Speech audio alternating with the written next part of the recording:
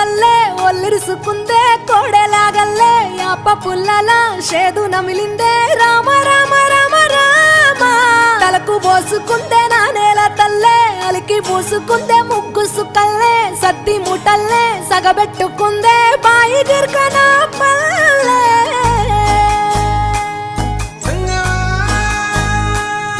ఏ తెల్ల తెల్లని పాలధారలల్ల పల్లె తెల్లారుతుంటదిరా గుళ్ళోని గంటలు కాడెట్ల మెడలోన జంటగా మోగుతూ ఉంటాయిరా